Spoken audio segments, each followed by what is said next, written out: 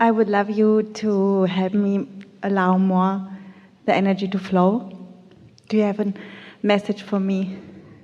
Your question is your answer. The message that we have for you is contained within the question that you ask about allowing the energy to flow. That's all that it is. Get into alignment and follow your impulse. And trust yourself, because sometimes you do, but sometimes you don't. But sometimes you do, yes. But sometimes you don't. Yes.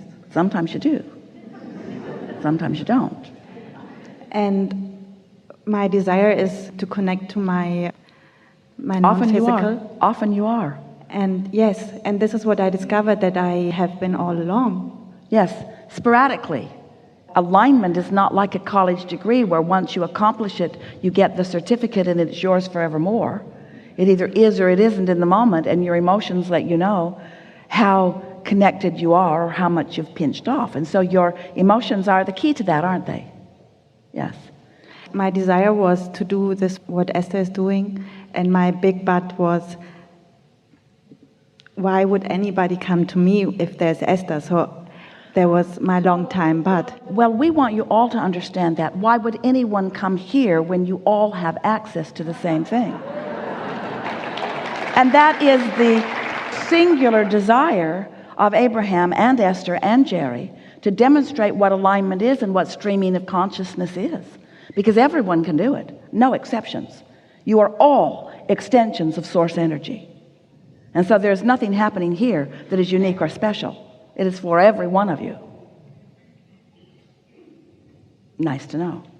Nice to know. So what we talk about is about being aware. There are only a few things to know, and you know them, don't you? Law of attraction abounds. It's about all you need to know. And your emotions let you know what you're doing with your thought. And then life shows you what you're doing with your thought. We have a question for you. Do you feel happy sometimes? Yes. Do you feel happy often? Yes. Do you feel happy mostly? Yes. Is your happiness demonstrated through laughter?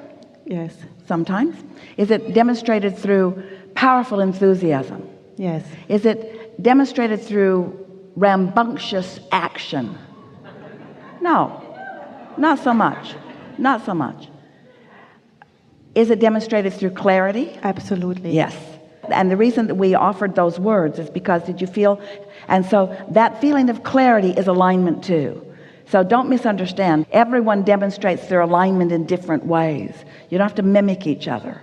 Esther is enjoying so much the diversity of all of you beautiful beings who have gathered here, because there are things that some of you want to do, and there are things that some of you want to do, and there are things that some of you want to do, and all of you don't want to do the same things.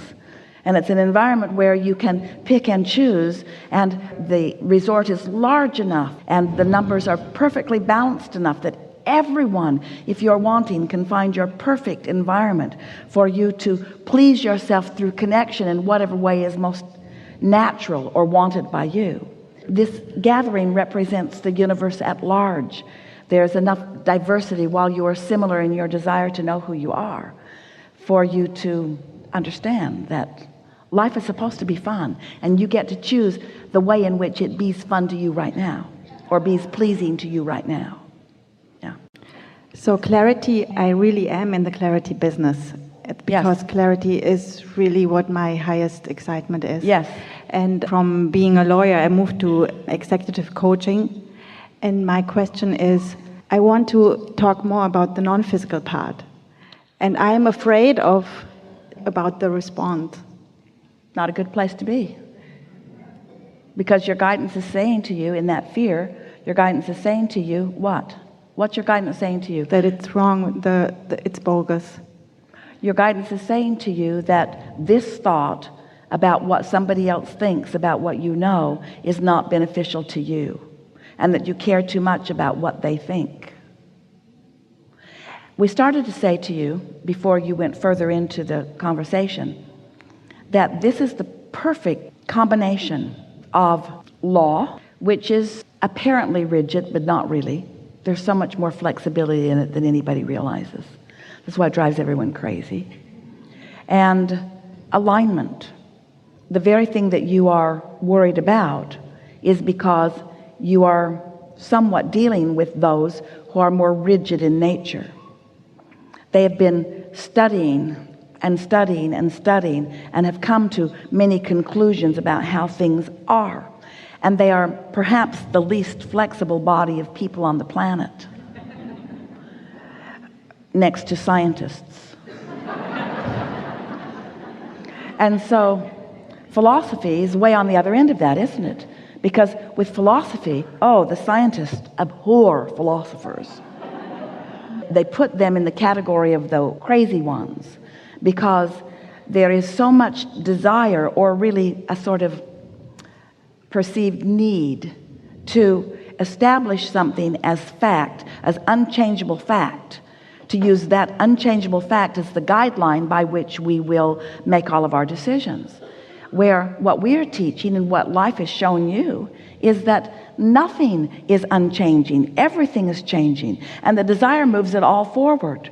And so if we were standing in your physical shoes and we were wanting to win over these more rigid, less flexible minds to understanding who they really are, getting them into that flow of receiving inspiration, we would start by acknowledging how laws have shifted and how they are continually changing. And while they change slowly because they need to bring so many people along with them in agreement about the change, that still there is a distinct and notable, trackable evolution of those changes. And then once you sort of feel like you have them moving with you a little bit in that way, then we would say to them, and you know, everything that has ever moved forward and everything that has ever been surprising, where there's a surprise outcome, comes because within the framework of what is, someone steps outside of the framework of what is and receives an inspiration to take it to a new place. And in this business of law, it must be to a new logical place. And now we want to tell you the best part of all about this. There is nothing more logical than this vibrational based universe. This is not something that is changing. Those of you who have been listening to us in the way that Esther has been translating it for us for all of these years have found not one inconsistency in anything that has ever been said in all of these 30-something years. And that's because the basis of it is stable, but the way it manifests is ever changing. And isn't the law a bit that way as well? So that's the way we would approach it. Appeal to their logic. And you will have the vocabulary and the inspiration to do that. And don't try to figure it out all at once. Wait for it in the moment. It is our promise to you that we were not up in Esther's beautiful suite dictating to her the details of this gathering. This has not been pre-decided or rehearsed. This is something that is inspired from the ever-moving combination of energy that are happening in this dynamic place right here and now, you see. And that's how life always is. So all that we're encouraging, and certainly they would understand it, don't you want the basketball player to be in the zone? And can't you tell when he is and can't you tell when he isn't? And haven't you seen him stand and shoot a three-pointer after a three-pointer after a three-pointer after a three-pointer until you believe he cannot ever miss? And then don't you sometimes see him in a mode where no matter how much he tries, Esther will say, who put the lid on that basket? It's like nothing will go in. There's a curse on that basketball hoop. Nothing will go in. Nothing will go in. They're not tuned in, tapped in, turned on. They've let something get them out of sync. And so isn't it true with everyone? Isn't there an inspired surgeon? And isn't there an inspired preacher? And isn't there an inspired lawyer? Isn't there an inspired everyone? And isn't that word indicating what it really is, coming forth from within, from that broader awareness? So this is a wonderful environment in which you are working. For these reasons, they are accustomed to focusing and they know what focus brings. They like the feeling of clarity. They can feel when something's shifting. They can feel when something is turning. They can feel when a case is turning. They can feel when they get an idea and they can feel the momentum of that idea. Even though this is a rigid group, because they are thinkers, they will understand your logic once you present it to them with the clarity that you often find. Yeah. But you would leave out the source part, the source energy part in the beginning. We would never leave it out. That's like leaving us out. Yeah, that's what my struggle was. Yeah. And if we were standing in your physical shoes, we would never leave it out either, because that's the larger part of you. Yeah. So we'd use words like, I feel inspired to say, or I feel an impulse to tell you this, or my instincts tell me this, or my gut feeling is this. You've been using these words all along. Yeah. I intuitively know this. I have a hunch about this. They understand all of that. Some years ago, Jerry and Esther had some chickens, and the chickens were bothered by the skunks, and the skunks like to eat the eggs and sometimes like to eat the chickens. And so Jerry rigged up this wonderful way that he could catch the skunks without harming them and carry them to a faraway land, which they affectionately named Skunk Holler. They would set the skunks free and they would sing "Born Free" as the skunks would run off into the bushes. But they needed a way to haul the skunks, so they bought an old truck, and the old truck was so terrible it had been wrecked by a young man who had banged it into everything, and there was not an inch on the truck that was not damaged. And so then they decided that Esther couldn't stand to drive around in the truck, so they found a truck that was all the same pieces, and they took it to a man and they said, can you take this truck apart and put it back together with these good pieces and then make it beautiful? So they painted it British racing car green, the most beautiful truck. And the man who was putting it back together kept looking at a wheel. He kept looking. And Jerry said, what's bothering you about this wheel? And he said, I don't know. He said, I've replaced everything on it. I've repacked the brake, I've replaced the wheel, I've replaced the tire. I don't know what it is. And about a month later, Jerry and Esther were driving the truck, pulling a trailer, and the axle broke on that wheel.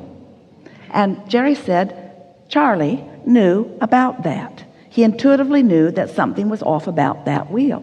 Didn't cause any problem. In fact, they'd driven it 300 miles that day, and it broke on the freeway right in front of Charlie's shop.